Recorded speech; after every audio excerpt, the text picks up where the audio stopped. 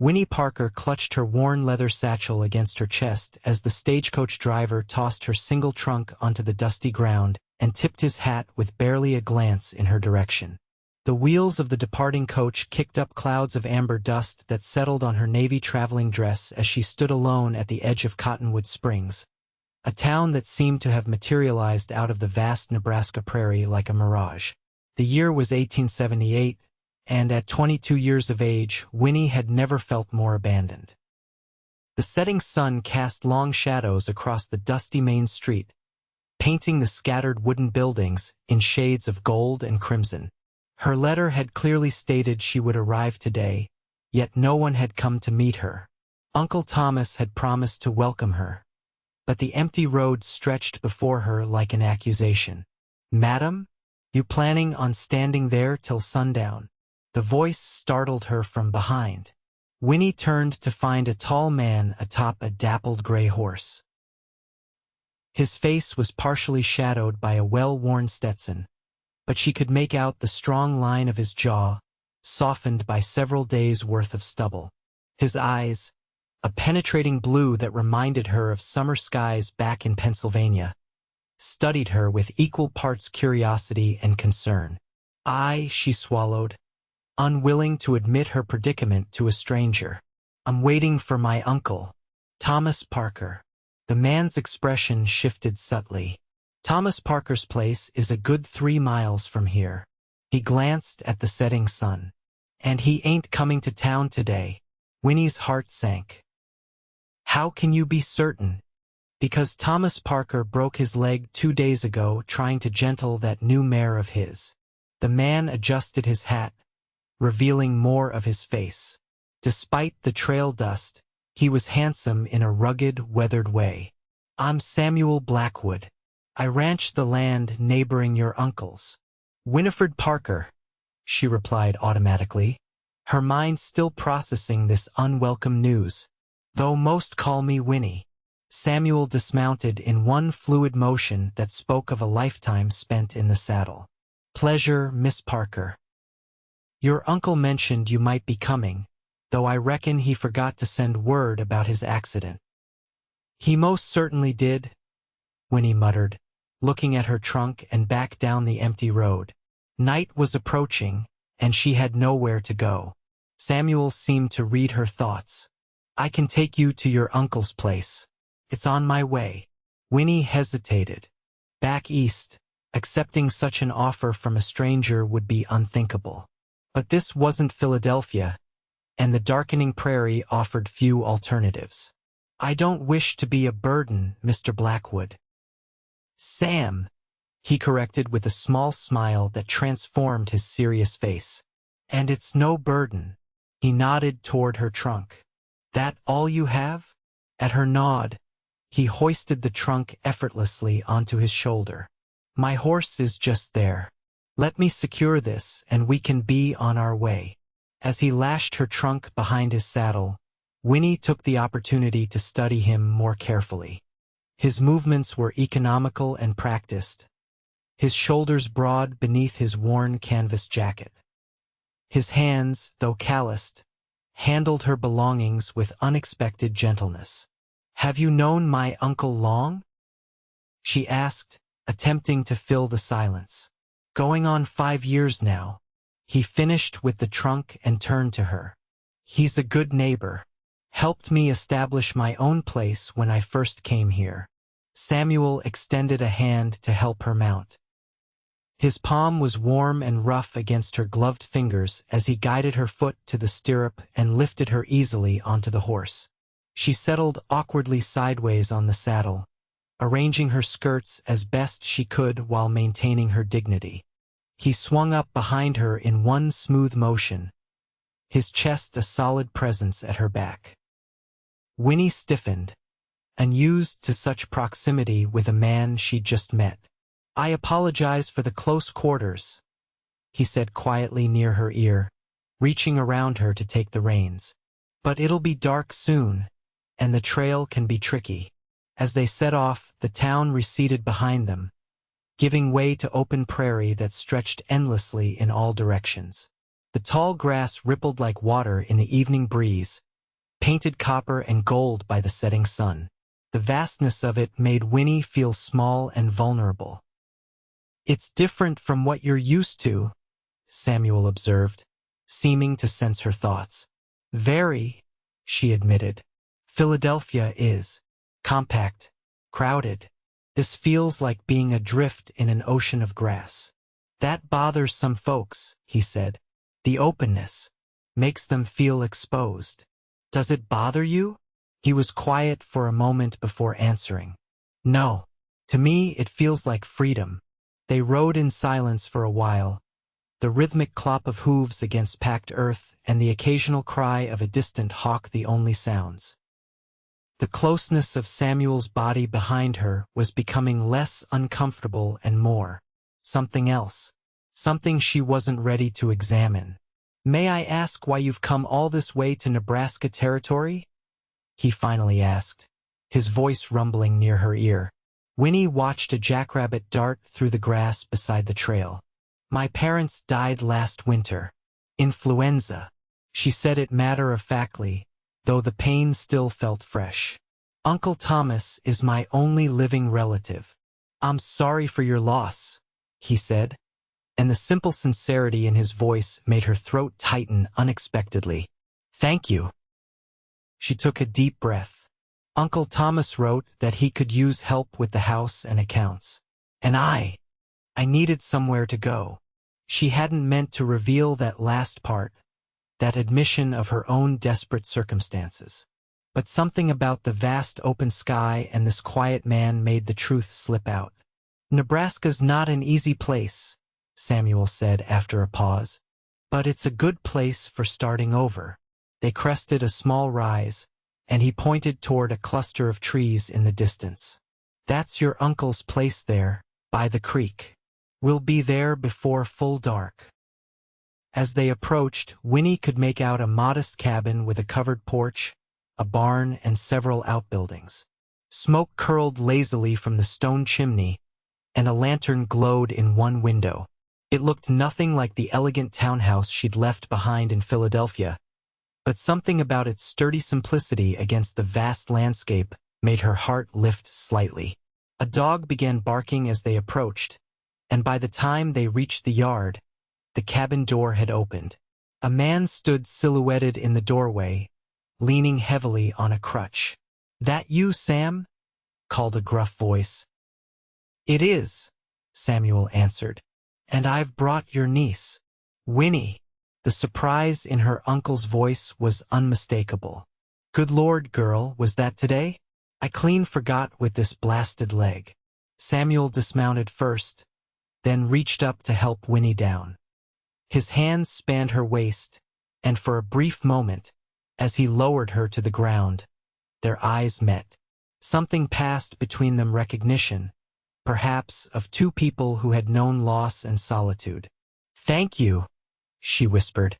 His hands lingered a moment longer than necessary before he stepped back. "My pleasure, Miss Parker." Uncle Thomas hobbled forward, his weathered face breaking into a smile beneath his silver beard. "Winnie, my dear, you look just like your mother." He embraced her awkwardly, balancing on his good leg. "I'm sorry about the welcome, or lack thereof."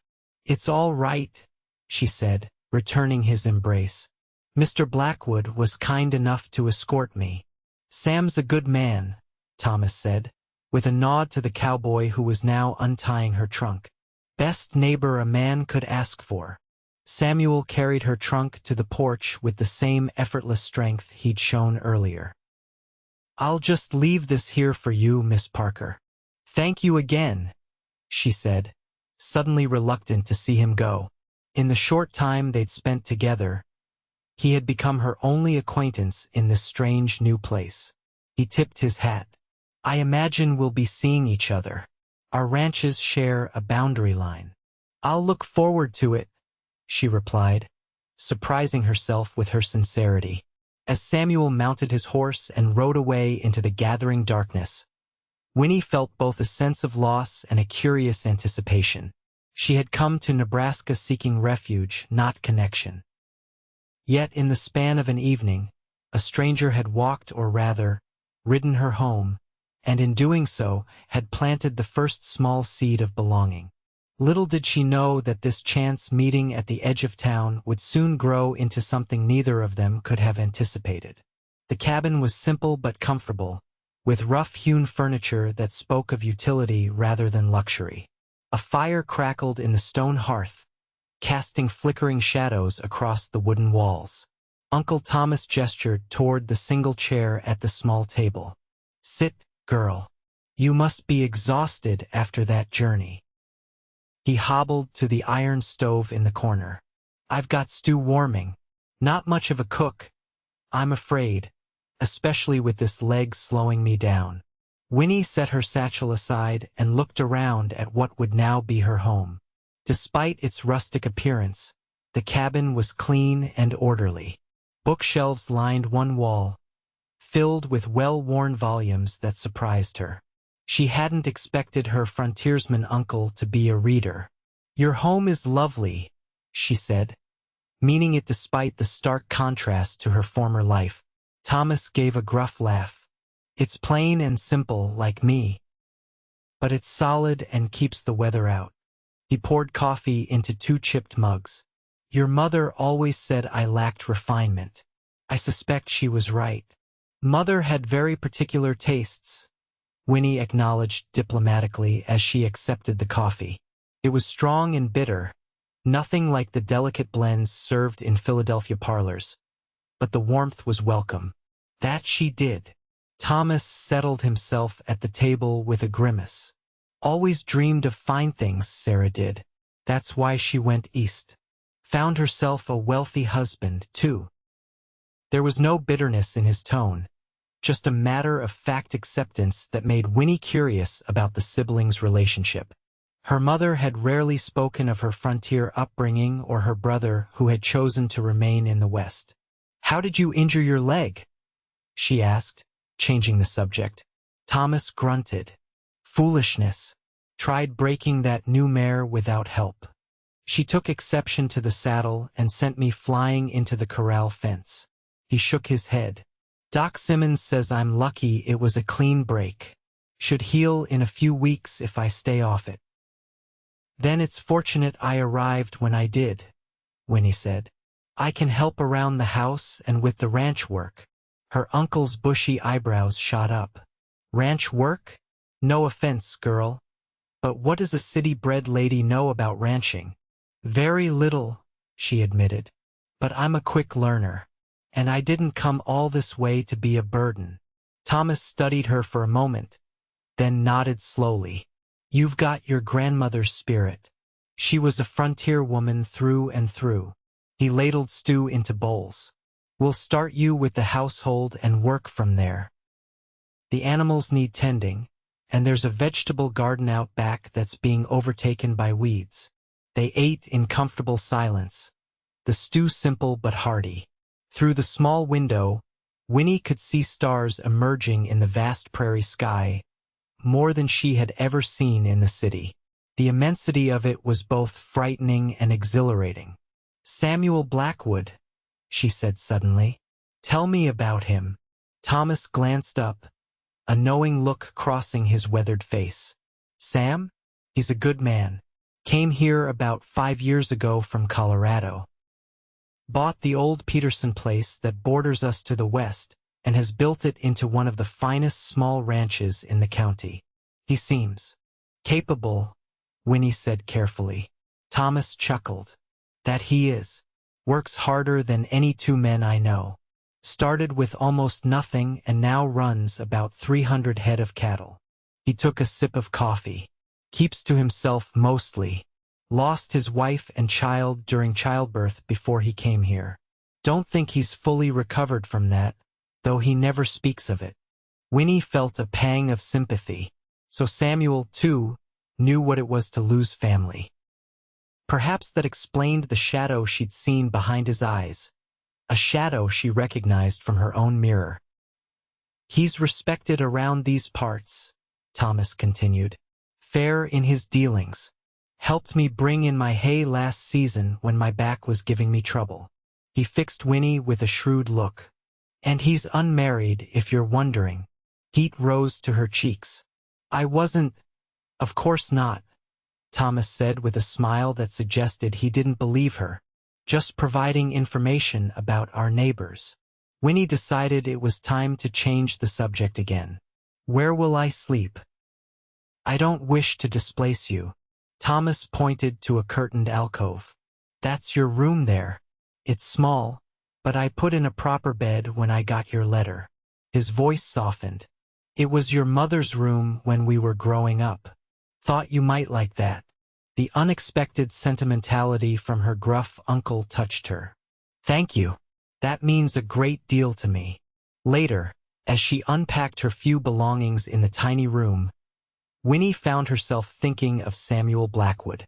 His quiet strength and kindness had been unexpected, a small mercy on a day filled with uncertainty. Uncle Thomas's revelation about his past made her see their brief encounter in a new light. She recognized in him a fellow traveler on the path of grief. Outside, the prairie wind whispered through the tall grass, a sound so different from the city noises she was accustomed to. Winnie sat on the edge of the narrow bed, feeling the weight of all she had left behind and the unknown that lay ahead. For the first time since her parents' deaths, she allowed herself to weep quietly, not just for them, but for herself and the life she had lost. When the tears finally subsided, she wiped her eyes and took a deep breath. She had come to Nebraska to start anew, and that was what she would do.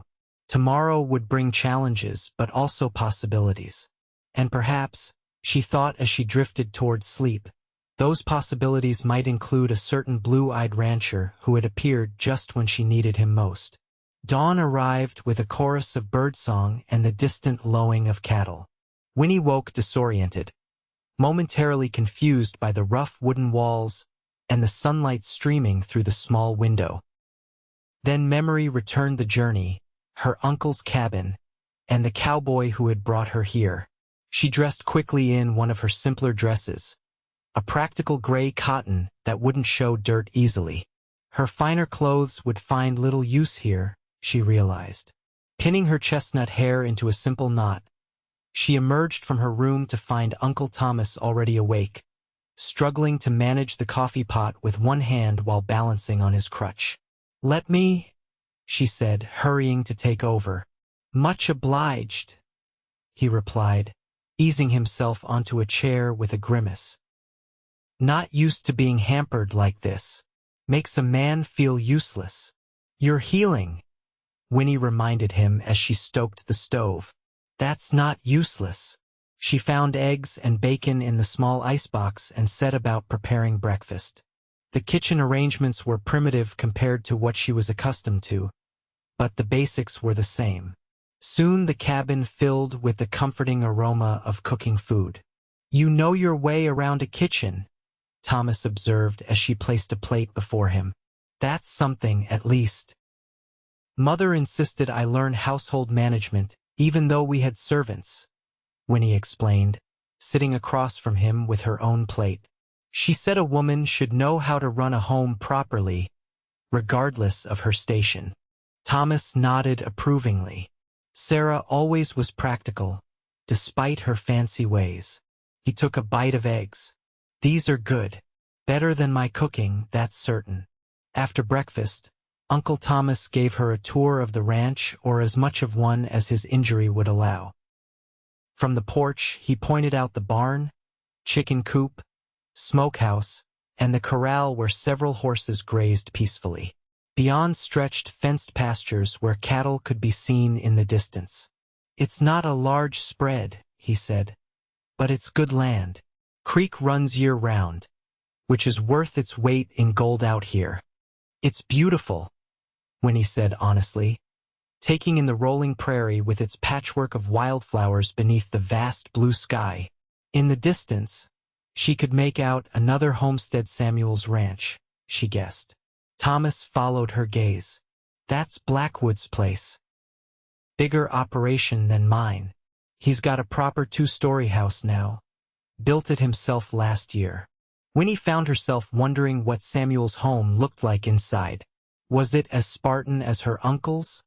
Or had he created something more permanent, more comfortable? The sound of hoofbeats drew their attention. A rider was approaching from the east, not from the direction of Samuel's ranch. Winnie noted with a curious mixture of disappointment and relief. "That'll be Will Turner," Thomas said.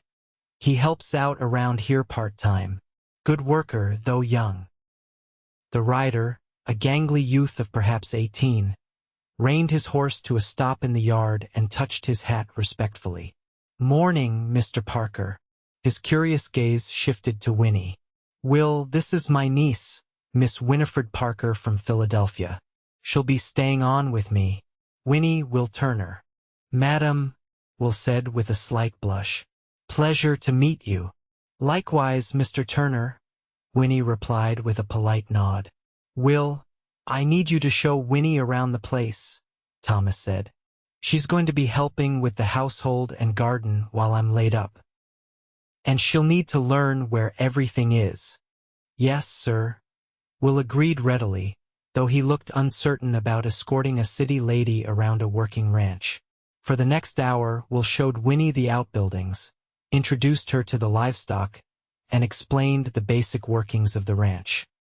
He was clearly knowledgeable despite his youth, and his initial shyness gave way to enthusiasm as he spoke about the cattle and horses. "Uncle Thomas mentioned a vegetable garden?" Winnie asked as they walked back toward the cabin. "Yes, madam. It's around back. Mrs. Peterson, she's the preacher's wife, has been bringing vegetables since Mr. Parker got hurt, but the garden itself needs tending." The garden proved to be in a sorry state, overrun with weeds that threatened to choke the struggling vegetables. Winnie surveyed it with determination. Here was something tangible she could improve. "I'll start here this afternoon," she decided. Will looked doubtful. "It's hard work, madam. The sun gets mighty hot." "I'm stronger than I look, Mr. Turner," she assured him. "And I need to earn my keep." After Will departed to check the cattle in the north pasture, Winnie changed into her oldest dress, found a wide-brimmed straw hat hanging by the door, and set to work in the garden. The labor was indeed hard, the sun beating down mercilessly as she pulled weeds and turned soil. But there was satisfaction in the work, in seeing immediate results from her efforts. She was so absorbed that she didn't hear the approaching horse until a shadow fell across the garden plot. Looking up, she found Samuel Blackwood watching her from atop his gray horse. "Miss Parker," he greeted her, touching the brim of his hat. "I was checking on your uncle and didn't expect to find you. Gardening." Winnie was suddenly acutely aware of her disheveled appearance, dirt-streaked hands, wisps of hair escaping her knot, perspiration dampening her collar. "Mr. Blackwood, how nice to see you again." He dismounted, tying his horse to the fence post. "Thomas said you were settling in. I see you're not wasting any time making improvements." "The garden needed attention," she said simply, standing and brushing soil from her skirt. "Uncle Thomas can't manage it with his injury, and we need vegetables." Something like approval flickered in Samuel's eyes. Most city women would balk at such work their first day here. "I'm not most women," Winnie replied, then felt heat rise to her cheeks at her boldness. A small smile played at the corners of his mouth. "I'm beginning to see that." He glanced at the partially cleared garden. "You've made good progress, but that's thirsty work. Perhaps you'd like to take a break." She hesitated, then nodded. "That would be welcome, thank you." They walked together to the well, where Samuel drew up a bucket of cool water.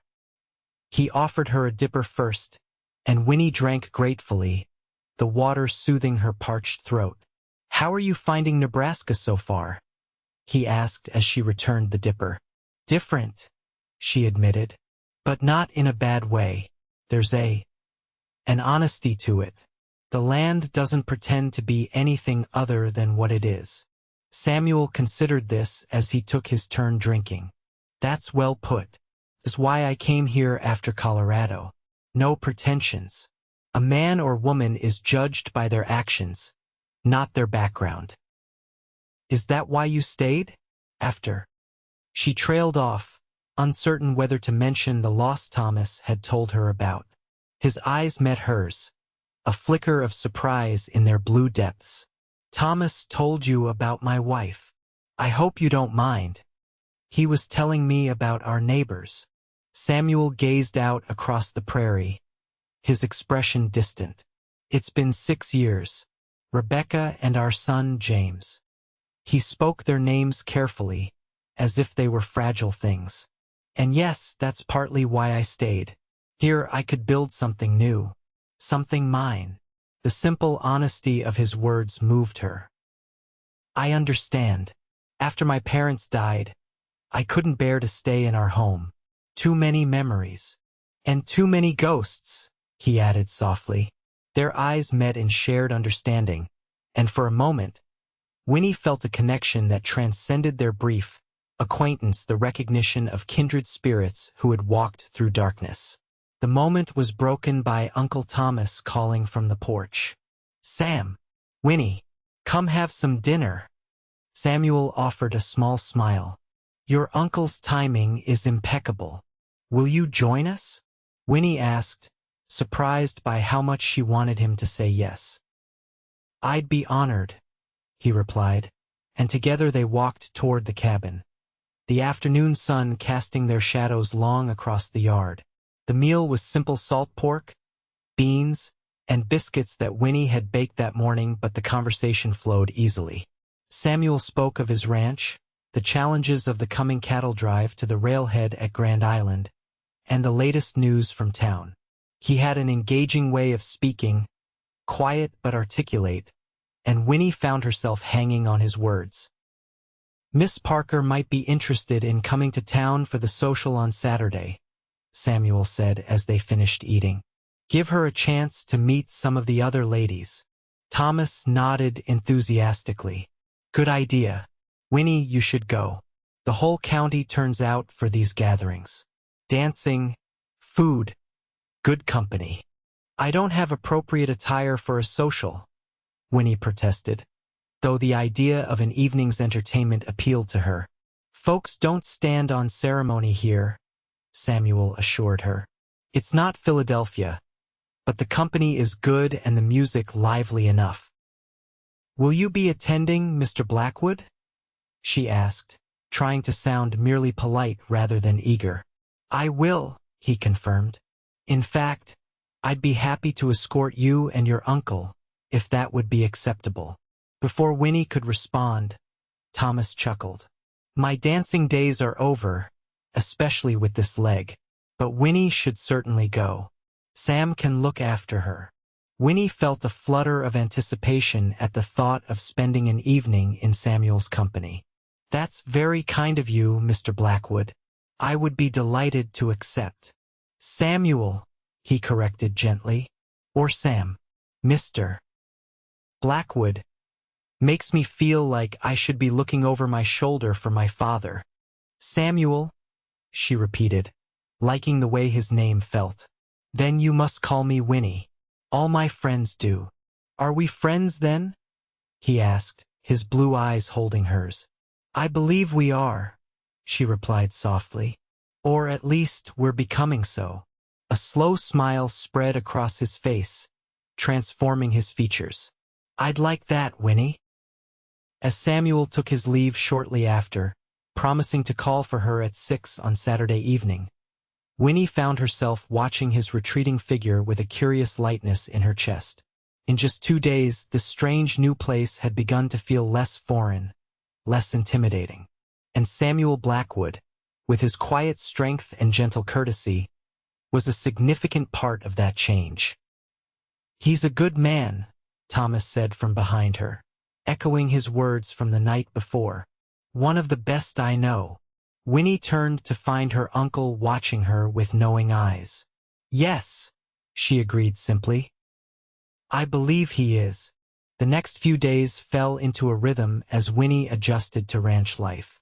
Each morning she rose before dawn to prepare breakfast and help Uncle Thomas with his exercises, which the doctor had prescribed to keep his injured leg from stiffening. Then came household chores: cleaning, laundry, baking bread that filled the cabin with its homey aroma. Afternoons were devoted to the garden, which was gradually transforming under her determined care.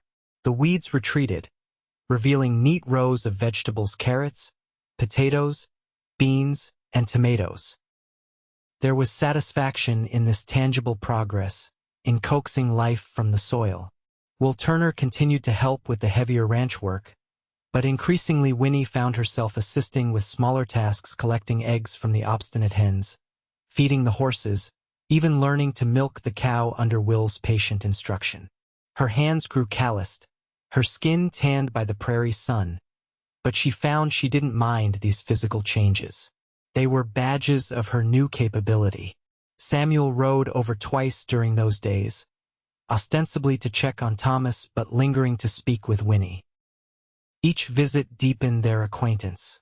She learned about his childhood in Virginia, his time as a Union soldier during the war despite his Southern roots, his journey west afterward seeking a fresh start. In turn, she told him about her life in Philadelphia, her father's shipping business, her mother's social aspirations, and her own quiet rebellion against the constrained life of a society daughter. "I was never quite what my mother hoped for," she confessed as they walked along the creek that marked the boundary between the two ranches. "Too bookish, too opinionated, not ladylike enough." "Those sound like virtues to me, not failings," Samuel replied, helping her across a fallen log. His hand was warm around hers, strong and steady. "Out here, a woman needs a mind of her own and the courage to speak it." His words warmed her more than the afternoon sun. In Philadelphia, her independence had been seen as a flaw to be corrected. Here it seemed it might be valued. Saturday arrived with perfect early summer weather: clear skies, gentle breezes, and the prairie ablaze with wildflowers. Winnie spent extra time with her appearance, washing her hair and arranging it in a more elaborate style than she'd bothered with since arriving. Her clothing options were limited, but she chose her best dress, a sky-blue cotton with white lace at the collar and cuffs. Uncle Thomas watched her preparations with amusement. "You're going to a country social, not a Philadelphia ball," he teased. "I know," she replied, smoothing her skirts. "But it's my first chance to meet people. I want to make a good impression." "You will," he assured her. "Just be yourself. That's more than enough." Samuel arrived precisely at 6, driving a smart buckboard rather than riding. He'd clearly made an effort with his appearance as well. His usual trail clothes had been replaced with clean dark trousers, a crisp white shirt, and a vest of deep blue that brought out his eyes. His hair was neatly combed, his face freshly shaven, revealing a strong jaw and the subtle cleft in his chin. When he saw Winnie, he paused mid-step, a look of appreciation crossing his features. "You look lovely," he said simply. "Thank you," she replied, feeling a blush warm her cheeks. "You're quite handsome yourself." He helped her into the buckboard with the same gentle strength he'd shown that first night, his hands at her waist sending a flutter through her that had nothing to do with nerves. As they set off, Thomas waved from the porch, calling after them to enjoy themselves. The drive to town was pleasant, the buckboard following a well-worn trail through rolling prairie painted golden by the evening sun. They talked easily, the initial reserve between them having melted away over the past days. Samuel pointed out landmarks: a distant butte shaped like a sleeping buffalo, the grove of cottonwoods that gave the town its name, the winding creek that was the lifeblood of the region. "Tell me about the social," Winnie said as the town came into view. "What should I expect?" "Nothing too elaborate," Samuel replied. "It's held at the schoolhouse. There'll be music, fiddles, maybe a piano if Mrs. Thornton has managed to keep hers in tune. Dancing, food brought by everyone attending." Mostly it's a chance for folks who live miles apart to come together, share news, and enjoy each other's company. It sounds wonderful, Winnie said, realizing she meant it. After the stifling formality of Philadelphia society events, the simplicity of a frontier gathering held genuine appeal. The schoolhouse stood at the edge of town, a plain wooden structure transformed for the evening with lanterns strung from the porch and wildflowers arranged in mason jars on the steps.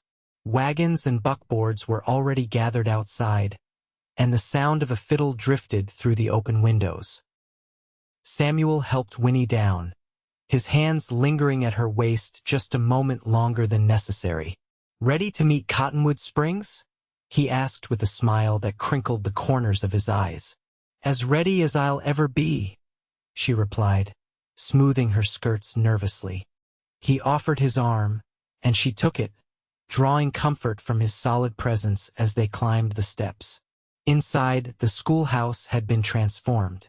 Desks pushed against the walls created space for dancing, and tables laden with food lined one side of the room. Lanterns cast a warm glow over the gathering, and a small group of musicians played in the corner: a fiddler, a man with a banjo, and a woman at a slightly out-of-tune piano. Conversations paused briefly as they entered. Curious glances directed their way. Winnie felt a moment of self-consciousness, but Samuel's reassuring presence beside her kept her nervousness at bay. Samuel Blackwood, a round woman with graying hair, bustled toward them. "And you must be Thomas Parker's niece. We've been so eager to meet you, my dear. Mrs. Thornton, this is Miss Winifred Parker." Samuel introduced them. "Winnie, Mrs. Thornton is our local music teacher and the wife of our blacksmith." "A pleasure to meet you," Winnie said with a genuine smile. "Call me Beatrice, dear. We don't stand on formality here." Mrs. Thornton took Winnie's arm. "Come, you must meet everyone. Samuel, you don't mind if I steal her away for introductions, do you?" Before he could answer, Winnie found herself being led through the room, introduced to what seemed like the entire population of Cottonwood Springs and the surrounding farms. Names and faces blurred together: the preacher and his wife, the storekeeper, the doctor who had set Uncle Thomas's leg, ranchers and their families, the schoolteacher, a young woman named Lucy who immediately declared they would be friends. Everyone was welcoming, curious about the newcomer from the east, but without the judgmental scrutiny she'd often felt in Philadelphia drawing rooms. Their questions were direct but not unkind. How was she finding Nebraska? Was she adjusting to ranch life? How long did she plan to stay? To this last question, asked by the storekeeper's wife, Winnie found herself without a ready answer. I'm not certain," she admitted. "For now, my uncle needs help while he recovers." "And after that?" the woman pressed. Winnie's gaze found Samuel across the room, deep in conversation with several men but watching her. Their eyes met briefly, and something passed between them: an acknowledgement, a question, a possibility. "I suppose I'll decide that when the time comes," she said softly. The music shifted to a livelier tune, and couples began to form for a Virginia reel. Samuel appeared at her side as if summoned by her thoughts. "May I have this dance?" he asked, extending his hand. "I'd be delighted," she replied, placing her fingers in his. The dance was energetic, requiring concentration that left little room for conversation. But there was communication nonetheless in the way Samuel guided her through the unfamiliar steps, in his steadying hand at the small of her back, in the smiles they exchanged as they circled each other. Winnie found herself laughing, caught up in the joy of movement and music. When the dance ended, her cheeks were flushed and her heart racing, only partly from exertion. Samuel led her to the refreshment table, where he filled 2 cups with punch. "You dance well for a cowboy," she teased, accepting the cup. "And you follow well for a city girl," he countered with a smile. "Though I suspect you're used to more refined dances." "Waltzes and quadrilles," she confirmed. But I prefer this. There's more life to it. They danced 3 more times throughout the evening, another reel, a lively polka, and finally, as the night drew to a close, a waltz. This last dance brought them closer together, his hand warm at her waist, her palm resting on the solid strength of his shoulder. They moved together as if they'd danced 100 times before, their steps perfectly matched. "I've enjoyed this evening," Samuel said softly. His voice meant only for her ears. "As have I," Winnie replied, looking up to meet his gaze. "More than I expected to." "Because of the company?" There was a hint of something vulnerable in his question. "Yes," she admitted honestly. "Your company especially." The music drew to a close, but they remained standing close together for a moment longer than propriety strictly allowed. Something was shifting between them, transforming from neighborly kindness to something deeper, more significant. The drive home took place under a canopy of stars more brilliant than any Winnie had seen in her life. The prairie stretched dark and vast around them, but she felt no fear, only a peaceful contentment.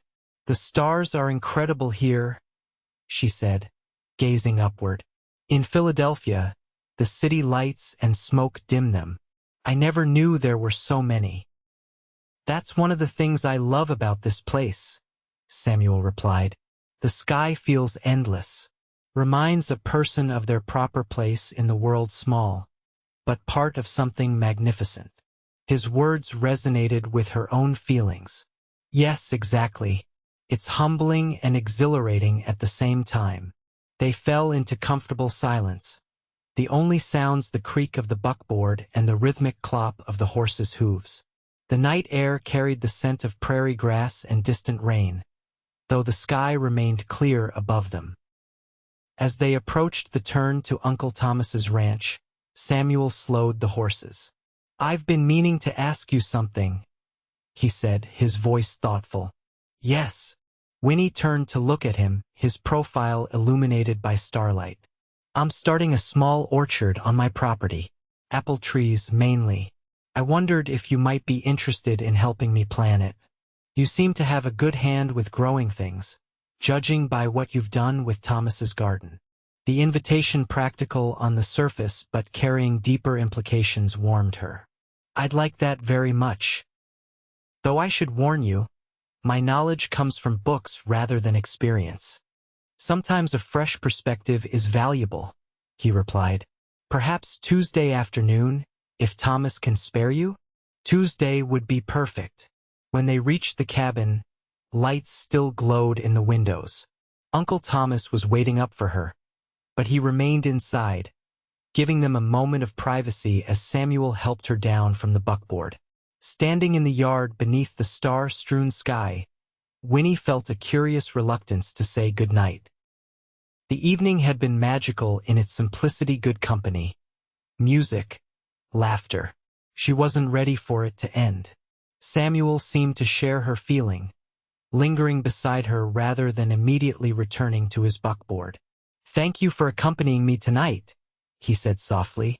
"Thank you for asking me," she replied. "It was a lovely evening." He hesitated, then reached out to take her hand. His touch was gentle, almost reverent. "Winnie, He paused, seeming to search for words. "I've enjoyed getting to know you these past days. Very much." Her heart quickened at the earnestness in his voice. "As have I. Getting to know you, I mean." His thumb traced a small circle on the back of her hand, a gesture so simple yet so intimate that it sent a shiver through her. "I hope we'll have more opportunities to spend time together." "I'd like that," she whispered. For a moment it seemed he might say more, might even lean toward her with more than words. But then he gently released her hand and stepped back. "Good night, Winnie. Sleep well." "Good night, Samuel." She watched him drive away, standing in the yard until the sound of the buckboard faded into the night. Only then did she turn toward the cabin, where Uncle Thomas waited with a knowing smile, but Thankfully, no teasing remarks about her evening. That night, as Winnie lay in her narrow bed listening to the prairie wind, she found herself thinking not of Philadelphia and all she had left behind, but of possibilities stretching before her like the endless Nebraska sky. And at the center of those possibilities stood a quiet cowboy with summer blue eyes who had walked her home from the edge of town and, perhaps, into a new life she had never imagined for herself. The following days passed in a blur of ranch work and domestic duties. Winnie fell into the rhythm of frontier life with surprising ease, finding satisfaction in the simple, tangible results of her labor. The garden flourished under her care, promising a bountiful harvest in the coming months. Inside the cabin, she added small touches that made the Spartan space more homelike. Wildflowers in a cracked pitcher on the table, curtains fashioned from spare fabric at the windows, shelves reorganized to display Uncle Thomas's books to better advantage. Uncle Thomas, for his part, proved to be better company than she had expected. Beneath his gruff exterior lay a thoughtful mind and dry wit. In the evenings, they often sat on the porch watching the sunset while he told stories of her mother's childhood or discussed books from his surprisingly varied collection. Winnie found herself growing genuinely fond of this uncle she had barely known before her arrival. Tuesday arrived, bringing with it the promised visit to Samuel's ranch. Uncle Thomas, sensing the significance behind the invitation, shooed her out the door with barely concealed amusement. "Don't worry about getting back for supper," he said. "I can fend for myself for one evening." "Are you certain?" Winnie asked, though her heart leapt at the prospect of extended time in Samuel's company. Thomas waved dismissively. "Will's coming by to help with the north fence. We'll manage. You enjoy yourself." Samuel arrived precisely when he said he would, driving the same buckboard but dressed in his everyday ranch clothes rather than his social attire. Somehow, Winnie found she preferred him this way, authentic, unpolished, a man shaped by work and purpose. "You look lovely," he said as he helped her into the seat beside him. She'd chosen a simple blue cotton dress, practical enough for ranch work but nicer than her everyday attire. "Thank you," she replied, settling her skirts. "I'm looking forward to seeing your ranch." The drive was short, just under 2 miles across rolling prairie. As they crested a small rise, Samuel's property came into view, and Winnie drew in an appreciative breath. The house was indeed 2 stories, painted white with green trim, with a wide porch wrapping around 3 sides. Outbuildings, a large barn, bunkhouse, smokehouse, and several smaller structures clustered nearby, all well maintained. Beyond stretched fenced pastures where cattle grazed, and to the west, a clear creek meandered through a stand of cottonwoods. "It's beautiful," she said honestly. Samuel's expression held pride tempered with humility. "It's taken 5 years to build it to this point. Still plenty to do." As they approached, Winnie noticed flower beds surrounding the house, simple plantings of native blooms, but evidence of care beyond mere practicality. It was a home, not just a ranch house, and the distinction touched her. He showed her around the property with evident pride, introducing her to his small crew, a foreman named Diego Martinez who had been with him since the beginning, 2 young cowboys who lived in the bunkhouse, and a Chinese cook called Lee who ran the household with quiet efficiency. Inside, the house was simply but comfortably furnished. The main floor held a spacious kitchen, dining room, and a sitting room with a stone fireplace and bookshelves that rivaled her uncle's. Upstairs were bedrooms that Samuel showed her with a touch of self-consciousness. "It's more space than I need," he admitted as they stood in the hallway. "But I built it hoping someday it might be a family home." The vulnerability in his admission stirred something in Winnie's heart. "It's a home any family would be proud of," she said softly. After the tour, they walked to the plot Samuel had selected for his orchard, a gentle south-facing slope near the creek, sheltered from the harshest winds by a low ridge.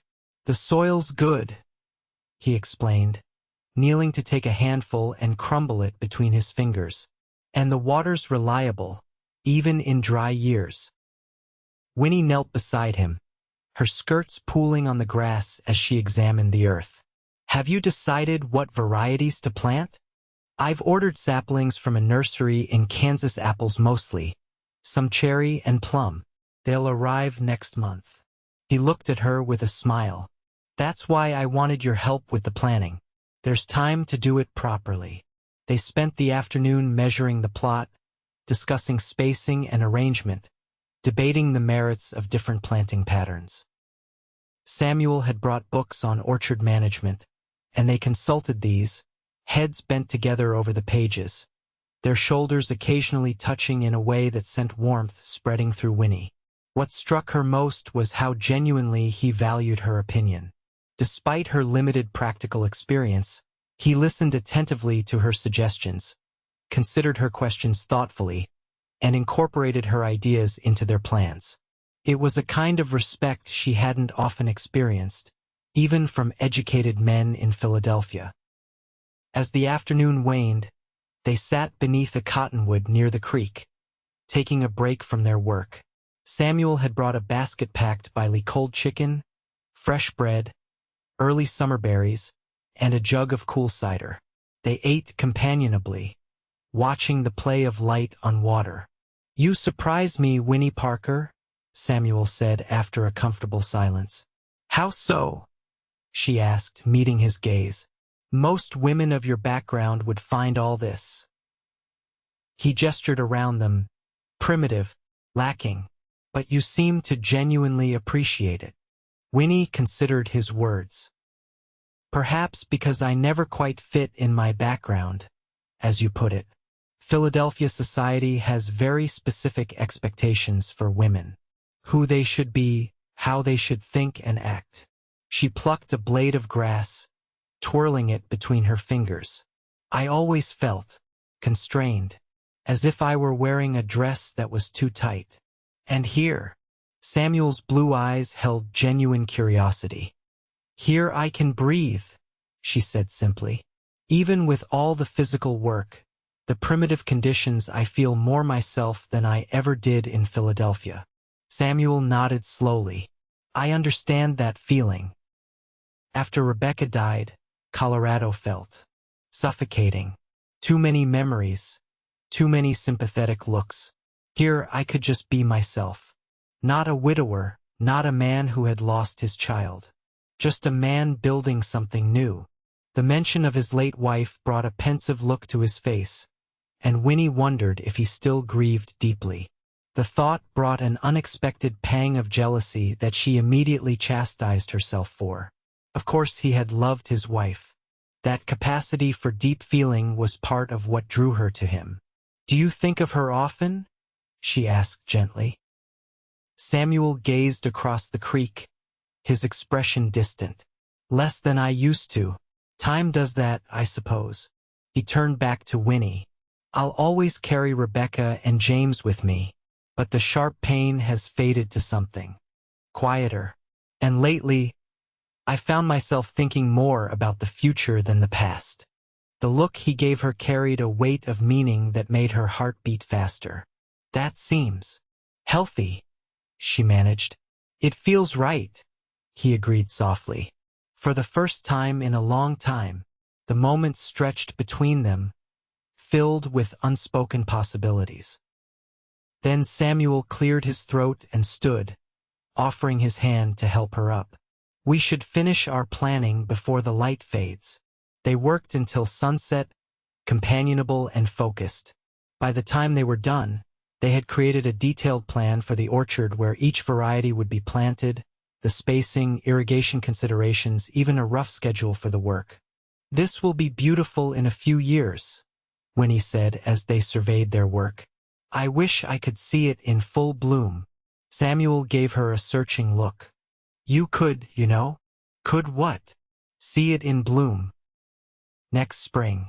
And the spring after that.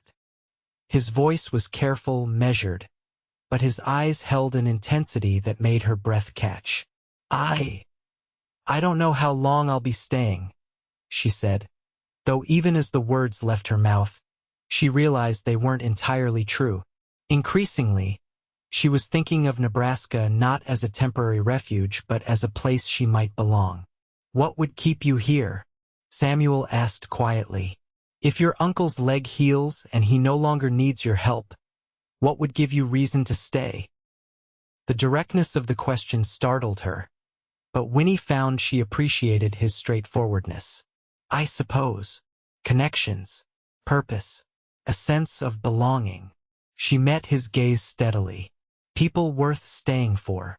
Samuel took a step closer, close enough that she could see the tiny flecks of darker blue in his eyes. "I hope you find those things here, Winnie. I truly do." "I believe I'm beginning to," she whispered. For a heartbeat, it seemed he might close the remaining distance between them. But then a distant call from the direction of the house broke the moment. Diego needed Samuel's input on a matter with the cattle. The ride back to her uncle's ranch took place in a comfortable silence, each of them absorbed in their own thoughts but occasionally exchanging glances that spoke of shared understanding. The day had shifted something between them, moving their relationship beyond mere friendship into something with deeper potential. As Samuel helped her down from the buckboard at her uncle's cabin, he held her hand a moment longer than necessary. "Thank you for your help today. With the orchard." "I enjoyed it," she replied honestly. "Thank you for valuing my opinion." "I value much more than that," he said softly. Then, with gentle deliberation, he raised her hand to his lips and pressed a kiss to her knuckles. The gesture, old-fashioned and courtly, sent a shiver of delight through her. "Good night, Winnie." "Good night, Samuel." She watched him drive away, her hand still tingling from the press of his lips.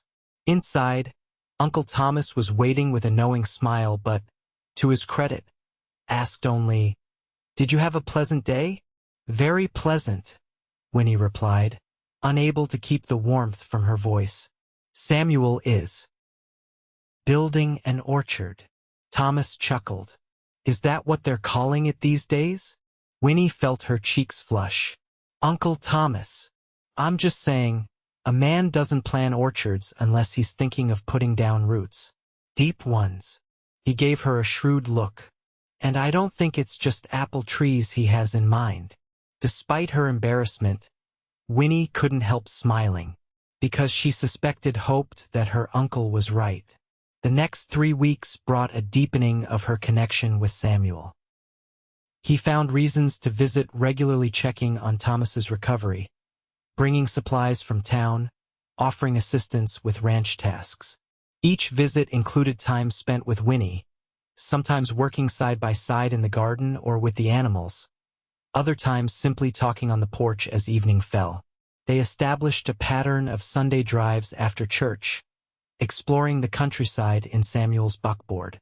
He showed her his favorite places: a hidden waterfall, a hilltop with views that stretched for miles, a grove of ancient oaks that had somehow survived prairie fires for centuries. During these outings, they shared stories of their pasts and dreams for their futures, building a foundation of understanding that went beyond mere attraction. Winnie found herself falling in love with both the land and the man. Nebraska's harsh beauty had worked its way into her heart: the endless sky, the rippling prairie grass, the wild glory of summer thunderstorms rolling across the plains. And Samuel, with his quiet strength and gentle courtesy, his intelligence and integrity, had become essential to her happiness in a way that both thrilled and frightened her. For his part, Samuel made his intentions increasingly clear, though always with a restraint that respected her independence. The touch of his hand lingered longer each time. His eyes followed her with growing warmth. And though he had not yet spoken of love or future commitments, the direction of his thoughts was evident in 100 small ways: the flower he brought her from his ride, the book of poetry he thought she might enjoy, the careful attention he paid to her every word. Uncle Thomas watched their blossoming relationship with undisguised approval. "He's a good man," he repeated often.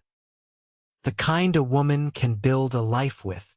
"It's still early," Winnie would demur, though her heart raced at the thought. Maybe so, Thomas would reply.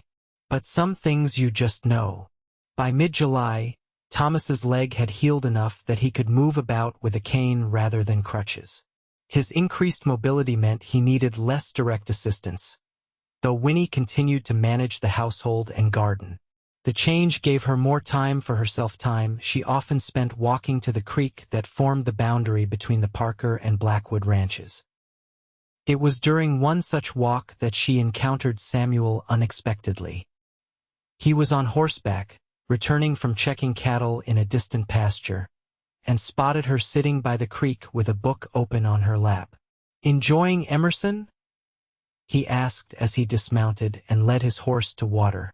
Winnie smiled, not surprised that he recognized the book from a distance. They had discovered a shared love of literature during their conversations. "Yes, though I find myself reading the same passages repeatedly. My mind keeps wandering. Pleasant thoughts, I hope?"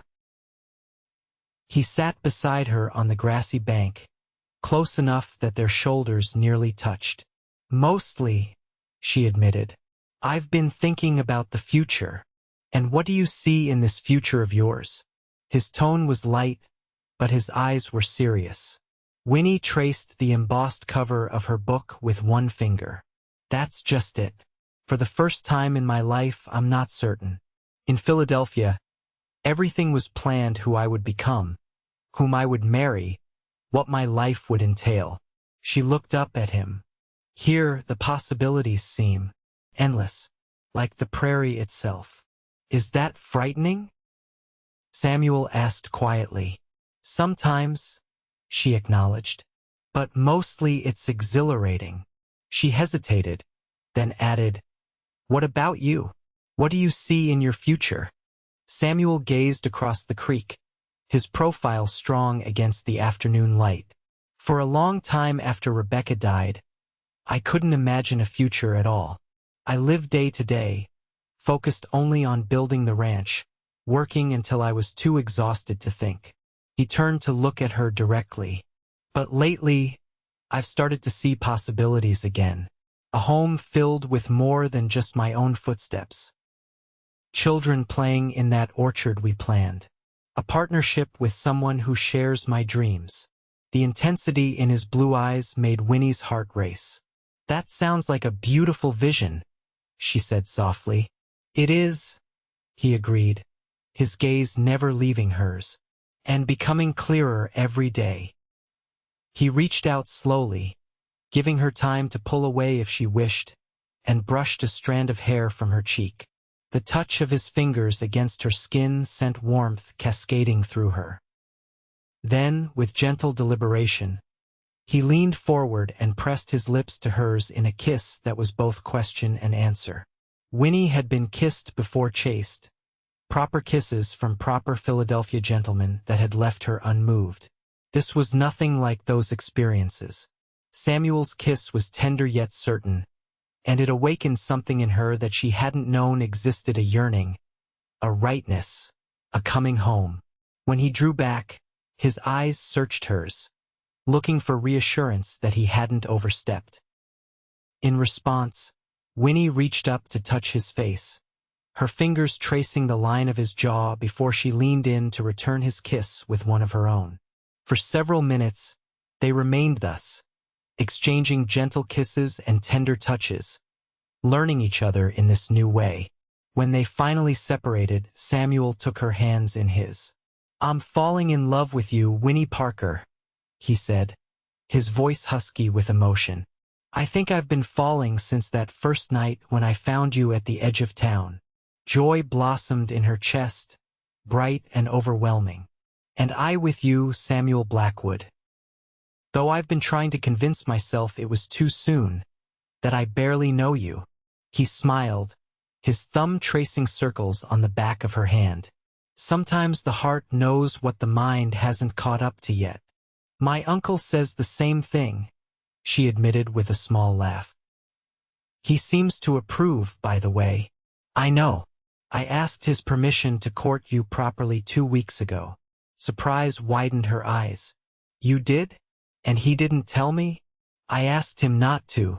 I wanted to be sure of your feelings first. Samuel's expression grew more serious. Winnie, I know you came here seeking refuge, not romance. And I know you have a life back east that might call to you. I don't want to pressure you or rush you. If you need time, she pressed her fingers gently against his lips, stopping his words. I don't need time, Samuel.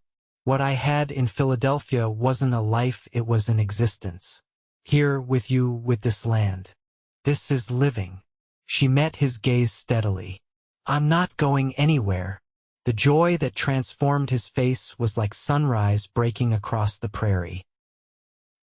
He gathered her into his arms, holding her close as if to reassure himself of the reality of her words. Winnie nestled against him, feeling the strong beat of his heart against her cheek. I love you, he whispered into her hair, and I promise to spend every day making you glad you stayed. As they walked back toward her uncle's cabin hand in hand, the late afternoon sun gilding the prairie in gold, Winnie felt a profound sense of rightness. This place that had once seemed so foreign, so intimidating, had become home. And this man beside her, who had appeared when she was abandoned at the edge of town, had become the center of her world. That evening, as they sat on the porch with Uncle Thomas, Samuel formally asked for her hand in marriage. Thomas's delighted acceptance was followed by a toast with his best whiskey and plans for a September wedding, after the cattle drive but before the worst of the winter weather. Not too long an engagement, Thomas teased, but long enough for propriety's sake. Winnie, nestled against Samuel's side, his arm warm around her shoulders, couldn't find it in herself to argue for a longer courtship. She knew her own heart, and she knew the man beside her, his strength and kindness, his intelligence and integrity. What more could time reveal that would change her certainty? As summer gave way to autumn, preparations for both the cattle drive and the wedding occupied much of their time. Samuel would be gone for nearly 2 weeks, driving his herd to the railroad at Grand Island.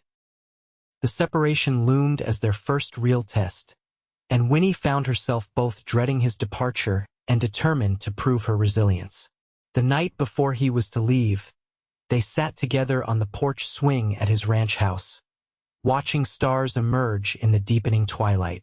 His arm was around her, her head resting against his shoulder, their bodies fitting together as naturally as if they'd been created for this closeness. I'll miss you, she said softly. The days will seem long without you. Samuel pressed a kiss to her temple. For me as well. But I'll be thinking of you every step of the way. And when I return. He hesitated, then reached into his pocket and withdrew a small velvet box. I wanted to give you this before I left. Opening the box, he revealed a simple but elegant ring, a sapphire surrounded by tiny diamonds in a gold setting. It was my grandmother's, he explained. My mother sent it when I wrote to tell her about you. It's beautiful, Winnie whispered as he slipped it onto her finger. The stone caught the last light of day, gleaming like a captured piece of sky. I'll treasure it always. Almost as much as I treasure you, he replied, tipping her face up for a kiss that conveyed all the longing and love he felt. The following morning, Winnie and Uncle Thomas rode to Samuel's ranch to see off the cattle drive. In the pre-dawn light, cowboys moved among the herd, their calls and the lowing of cattle creating a cacophony that belied the usual tranquility of the prairie. Diego Martinez, as foreman, would lead the drive with Samuel, while 2 hired hands remained behind to tend the ranch. Samuel found a moment to step away from the preparations and come to where Winnie waited on horseback. He reached up to take her hand, pressing a kiss to her palm.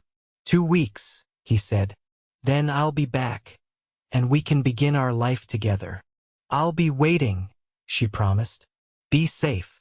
Their parting kiss was brief but tender, witnessed by cowboys who pretended not to notice and an uncle who made no such pretense. Then Samuel swung into the saddle, called final instructions to the men staying behind, and rode to the head of the moving herd. Winnie watched until the dust raised by hundreds of hooves obscured him from view, her heart both heavy with temporary loss and light with the certainty of his return.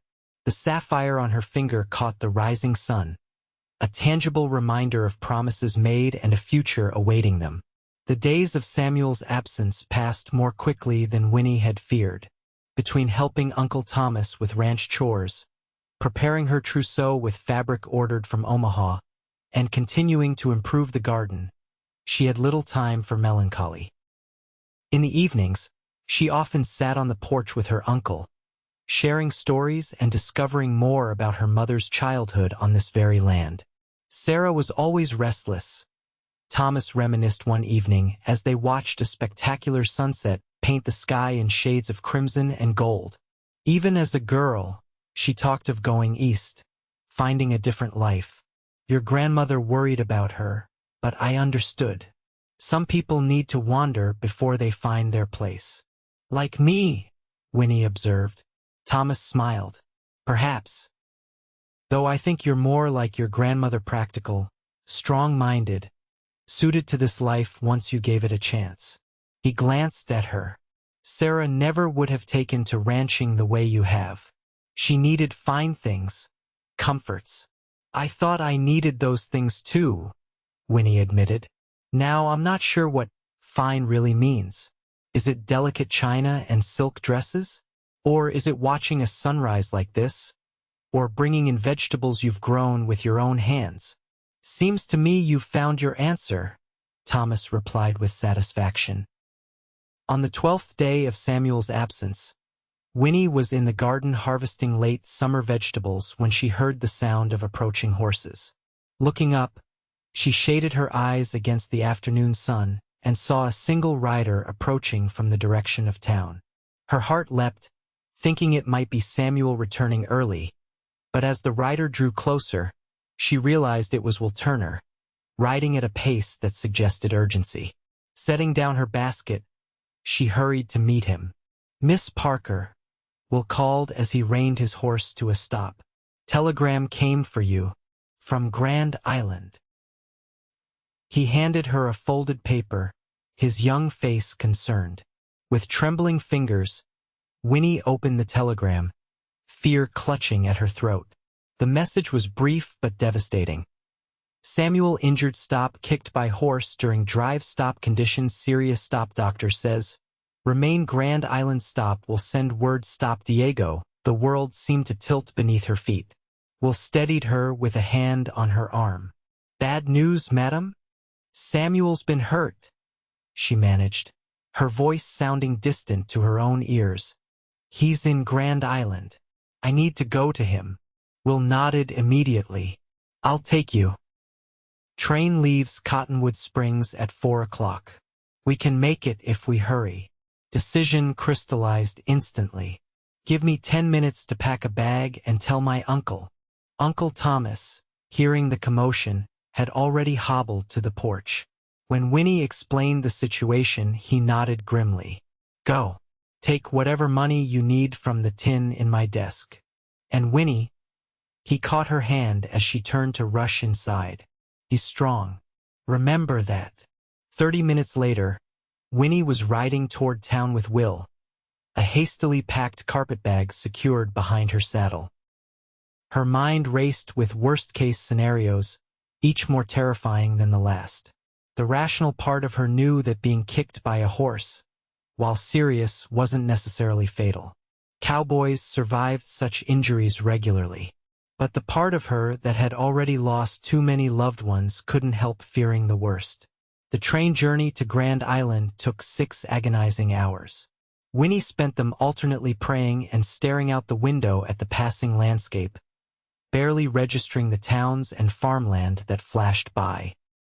By the time they arrived, it was well after midnight, the streets of the railroad town quiet except for the saloons that still blazed with light and activity. The station agent, responding to her anxious inquiry, directed her to the doctor's house where, he said, injured men from the cattle drives were often treated. It was several blocks away, and though Winnie was ordinarily cautious about walking alone at night, fear for Samuel overrode all other concerns. The doctor's house was a substantial 2-story building with a separate entrance marked surgery. Light still glowed behind the curtains despite the late hour. Winnie knocked firmly, her heart pounding with dread and hope. The door was opened by a middle-aged woman in a dressing gown, her gray hair in a single braid down her back. "Yes?" she asked, taking in Winnie's travel-worn appearance with concern. "I'm looking for Samuel Blackwood," Winnie said, her voice steadier than she felt. "I received word he was injured during a cattle drive and brought here." Recognition dawned in the woman's eyes. "You must be Miss Parker. I'm Mrs. Simmons, the doctor's wife. Please, come in." She stood aside, ushering Winnie into a small waiting room. "My husband is with your fiancé now. He's just changing the dressings." "How is he?" Winnie asked, hardly daring to breathe. Mrs. Simmons's expression was kind but cautious. "He's stable. The horse caught him in the ribs and head. 3 broken ribs, a nasty gash we had to stitch, and a concussion that had us worried for the first day." She patted Winnie's hand. "But he's tough, your cowboy. Regained consciousness yesterday and has been asking for you since." Relief weakened Winnie's knees, and she sank onto a bench. "Thank God." The telegram made it sound so grave. It was, at first, Mrs. Simmons admitted. "Those first 24 hours we weren't certain." She trailed off, then smiled reassuringly. "But that's behind us now. He's on the mend, though it will take time." A door opened, and a man Winnie presumed to be Dr. Simmons emerged, wiping his hands on a towel. He was tall and lean, with kind eyes in a careworn face. "Martha, he stopped, noticing Winnie. "Ah, you must be the young lady Mr. Blackwood keeps mentioning. Miss Parker, is it?" "Yes." Winnie stood, extending her hand. "How is he, doctor?" "Improving," Dr. Simmons said, his handshake firm and reassuring. "The concussion was my primary concern, but his mind seems clear now. The ribs will take weeks to heal properly, and he'll need to be careful not to re-injure them." He studied her tired face. "He's awake now if you'd like to see him, though I should warn you he looks worse than he is. Head wounds bleed profusely, and the bruising is quite dramatic." "I don't care how he looks," Winnie said firmly. "I just need to see him." The doctor nodded approvingly. "Very well. This way." He led her through the door into what appeared to be a small hospital room. A single lamp burned low on a table, casting soft light over the bed where Samuel lay, his eyes closed. Bandages wrapped his head, and from the way the blanket was arranged, Winnie guessed his ribs were bound as well. His face was indeed a patchwork of bruises, one eye swollen, a row of neat stitches visible along his hairline. But he was alive. The steady rise and fall of his chest was the most beautiful sight Winnie had ever seen. "I'll leave you with him," Dr. Simmons said quietly. "Call if you need anything." As the door closed behind the doctor, Samuel's eyes fluttered open. For a moment he seemed disoriented. Then his gaze focused on her. "Winnie."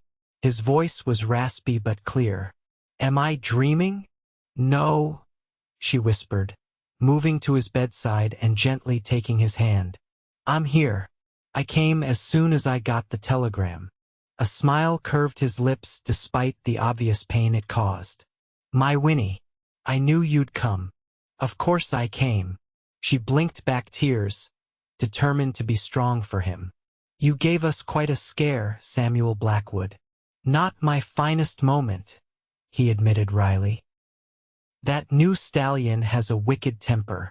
Diego says he sent him to the glue factory, but I think he's just saying that to make me feel better." The fact that he could joke, even weakly, loosened the knot of fear that had gripped Winnie's heart since receiving the telegram. "How do you feel?" "Like I've been trampled by the entire herd," he said honestly. But better now that you're here. His eyes, though shadowed with pain, held the same warmth and love they always did when he looked at her. I'm sorry about the cattle drive. And the wedding. We'll have to postpone. Hush, she soothed, stroking his hand. The wedding can wait. What matters is that you recover fully. Samuel's eyelids drooped, the medication and his injuries clearly taking a toll. Stay with me, he murmured. Always, Winnie promised, settling into the chair beside his bed. I'm not going anywhere. As Samuel drifted back to sleep, his hand still clasped in hers, Winnie felt the last of her panic subside.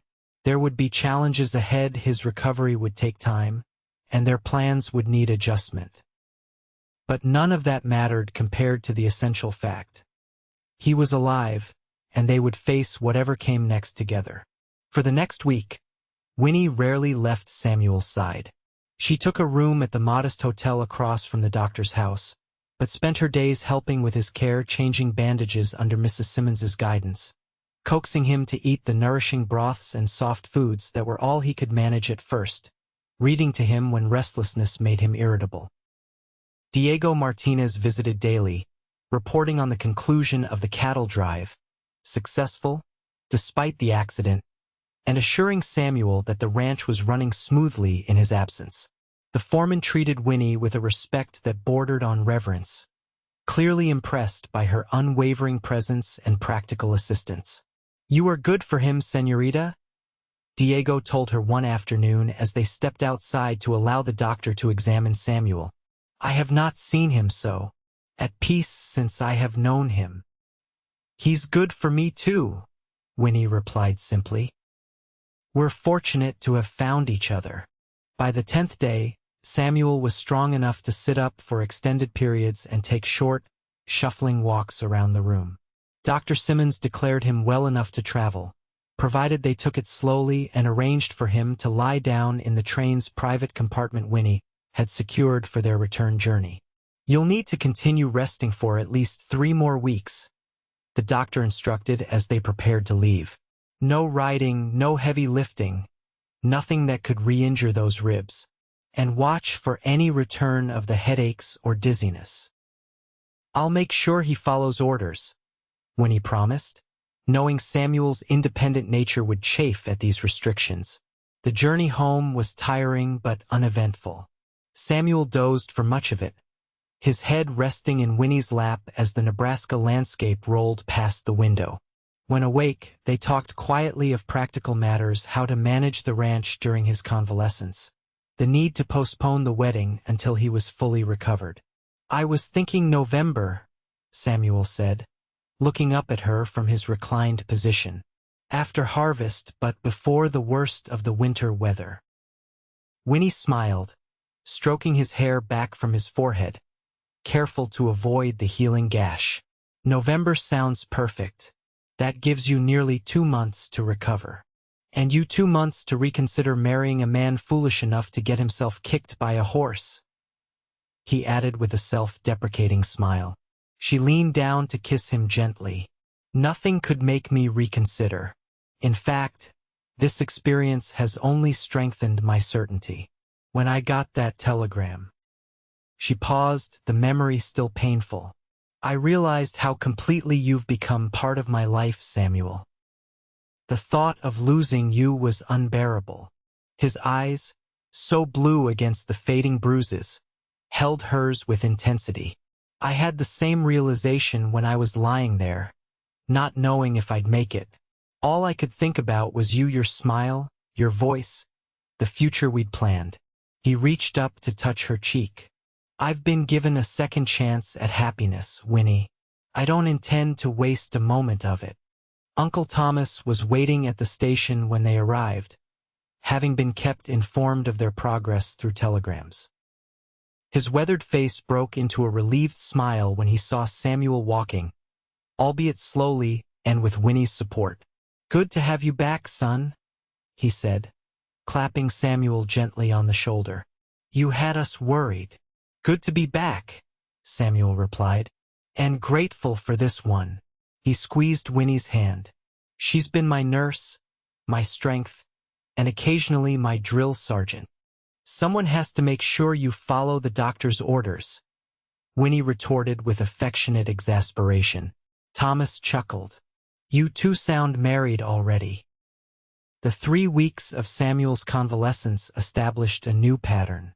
Since he couldn't yet return to the physical demands of ranching, he spent most days at the Parker cabin, where Winnie could care for him while still helping her uncle. Diego rode over daily with reports and to receive instructions, gradually increasing Samuel's involvement in ranch decisions as his strength returned. By mid-October, Samuel was well enough to ride short distances, though Winnie still insisted he avoid any strenuous activity. Their wedding plans resumed in earnest, with a date set for November 15th. The ceremony would be held in the small church in Cottonwood Springs, followed by a celebration at Samuel's ranch. Nothing elaborate, Winnie assured him when he worried about the preparations. Just friends and neighbors sharing our happiness. As the wedding approached, Winnie found herself reflecting on the extraordinary journey that had brought her to this point. Less than 6 months ago, she had stood alone at the edge of town, abandoned and uncertain.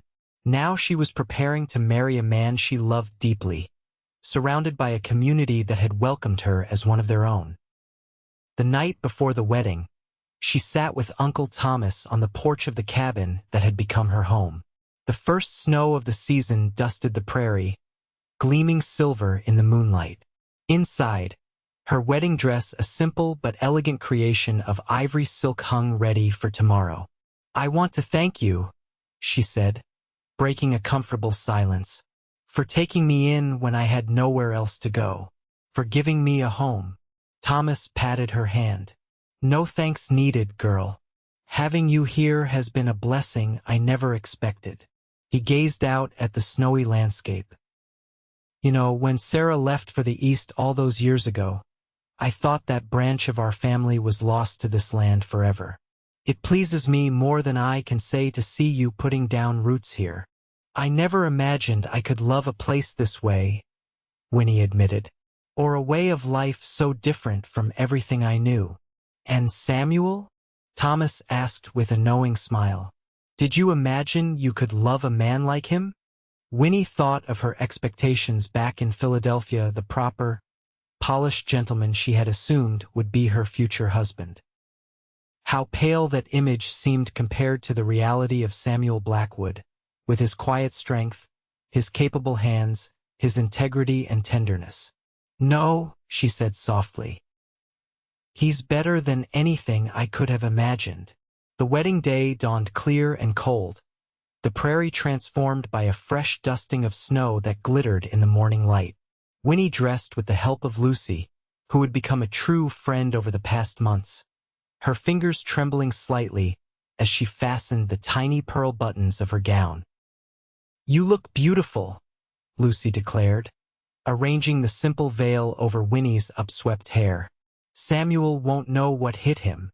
I hope so, Winnie replied, studying her reflection in the small mirror.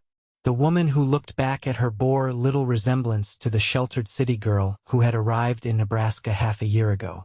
This woman's face was lightly tanned from prairie sun, her eyes clear and confident, her smile genuine and unforced. The church was filled to capacity, the entire community turning out to witness the union of Samuel Blackwood and Winnie Parker. As Winnie walked down the aisle on her uncle's arm, her eyes locked with Samuel's, finding in his gaze all the love and certainty she felt in her own heart. He stood tall and straight, fully recovered from his injuries, handsome in a new black suit that emphasized the breadth of his shoulders and the lean strength of his frame. When he took her hand, his touch was warm and steady, grounding her in the moment. The ceremony itself was simple but deeply meaningful.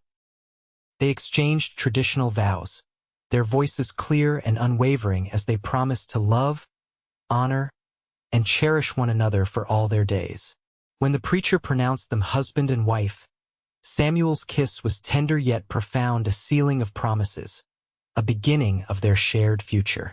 The celebration afterward was exactly as Winnie had envisioned, joyful without being extravagant, filled with good food, music, dancing, and the genuine well-wishes of their community.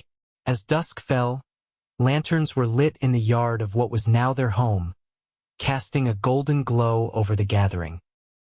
"Happy, Mrs. Blackwood?"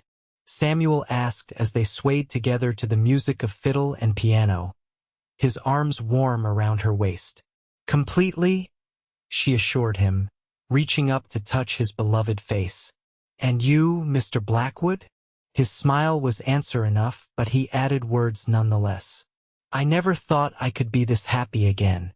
You've given me back my future, Winnie, a future brighter than I dared to hope for." As the evening deepened and guests began to depart, Samuel drew Winnie aside to the porch of their home. "I have something to show you," he said, an air of suppressed excitement about him. "A wedding gift." He led her inside and up the stairs to a room she hadn't entered during her previous visits, a corner bedroom with windows facing east and south. Opening the door, he stepped back to allow her to enter first. Winnie gasped in delight. The room had been transformed into a library, with bookshelves lining two walls, a comfortable reading chair beside the east window, and a writing desk beneath the south one. A small fire crackled in the grate, casting a warm glow over the rich colors of the braided rug and the leather bindings of the books. "Samuel," she breathed, turning to him with shining eyes. "It's perfect. I know how much you love books," he said, clearly pleased by her reaction. "I wanted you to have a space of your own, a retreat." He gestured to the shelves. "I've been collecting volumes I thought you might enjoy, and there's plenty of room for the books you brought from Philadelphia." Winnie moved from shelf to shelf, running her fingers along the spines: poetry, history, novels, scientific treatises. "You remembered every title I mentioned," she marveled. "I remember everything about you," he said simply. She turned to him then, overcome with love for this man who understood her so completely, who had created not just a house but a true home for them.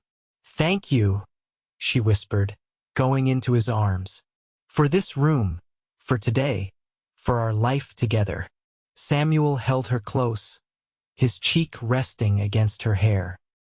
"When I found you at the edge of town that evening, I had no idea how completely you would change my life," he murmured. "I was just being neighborly, walking you home." Winnie smiled against his chest, hearing the steady beat of his heart beneath her ear. "And now we're home together. Forever," he promised, tipping her face up for a kiss that held all the sweetness of their shared past and all the promise of their future. Later that night, as they lay together in the quiet intimacy of their marriage bed, the moon casting silver light through the curtains, Winnie reflected on the journey that had brought her to this moment. From the lonely young woman abandoned at the edge of town to the beloved wife of a man who cherished her completely, it was a transformation as vast and beautiful as the Nebraska prairie itself. "What are you thinking?" Samuel asked softly, his fingers tracing gentle patterns on her bare shoulder. "I'm thinking how grateful I am that you found me that day," she replied, nestling closer to his warmth. "How different my life would be if you hadn't happened to ride by." He pressed a kiss to her forehead. "It wasn't chance, Winnie. It was destiny." And as she drifted towards sleep in the protective circle of his arms, Winnie Parker Blackwood knew with absolute certainty that he was right. They had been meant to find each other, to heal each other's wounds, to build a life together on this vast and beautiful land. From the edge of town to the heart of home, their journey had only just begun. Epilogue. 5 years later, the apple orchard was in full bloom, a cloud of fragrant white blossoms stretching across the gentle slope to the creek. Winnie stood at the edge, watching her 3-year-old daughter, Sarah, chase butterflies between the rows of trees, her copper curls flying behind her like a banner. Nearby, Samuel knelt beside their 5-year-old son, Thomas, patiently explaining the process of grafting as the boy listened with solemn attention. The scene filled Winnie's heart with such profound contentment that she had to take a deep breath to contain it. 5 years of marriage had brought challenges, of course harsh winters, a drought summer that threatened the cattle, the everyday trials of ranch life. But those difficulties had only strengthened the bond between her and Samuel, proving the resilience of their love and the wisdom of their partnership. Uncle Thomas, though slowed by age, still lived in his cabin, stubbornly independent but a frequent visitor to the Blackwood home. He had become grandpa to the children, delighting in their growth and development, telling them stories of the early days on the frontier. The ranch had prospered under Samuel and Winnie's joint stewardship. They had expanded the cattle operation, added sheep on Winnie's suggestion, and the orchard, their first joint project, now produced fruit that was sought after throughout the county. The house had grown as well, with additions to accommodate their growing family and the frequent visitors who found welcome at their table. Winnie herself had changed perhaps the most. The city girl who had once considered Nebraska an exile now couldn't imagine living anywhere else. She had found purpose and fulfillment in this life as wife, mother, rancher, and, increasingly, as a voice in the community.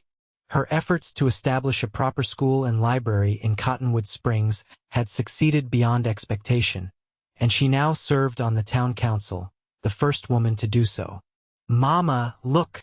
Sarah called, running toward her with hands cupped around some treasure. "I found a ladybug." Winnie knelt to admire the tiny red beetle crawling across her daughter's palm.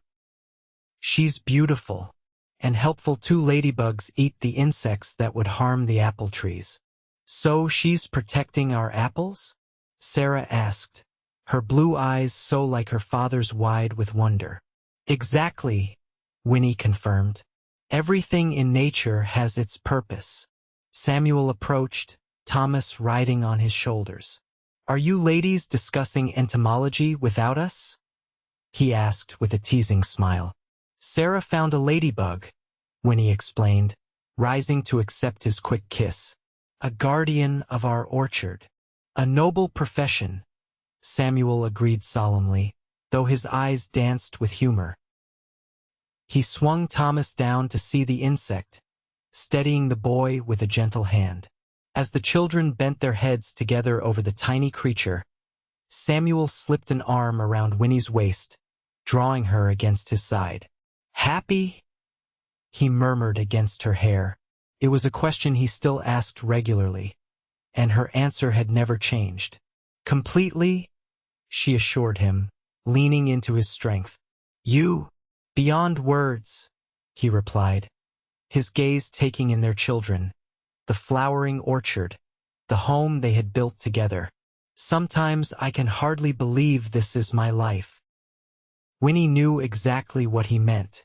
There were moments like this one when the beauty and richness of their shared existence seemed almost too perfect to be real.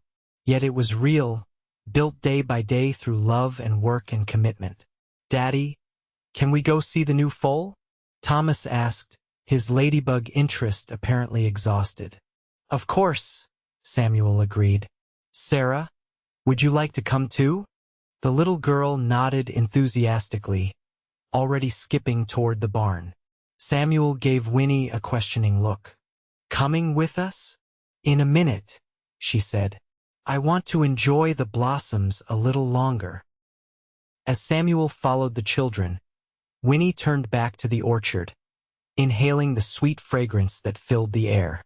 These trees, like their marriage, had grown steadily stronger with each passing season, putting down deeper roots, bearing increasingly bountiful fruit. She thought back to that first evening, when a dusty stagecoach had left her standing alone at the edge of town, uncertain and afraid. How could she have known then that the cowboy who appeared to walk her home would become the center of her world? That the journey they began that night would lead to such profound happiness? The sound of her children's laughter floated back to her on the spring breeze, mingling with Samuel's deeper voice as he answered some question. Winnie smiled, gathering the moment close to her heart like a precious gem to be treasured.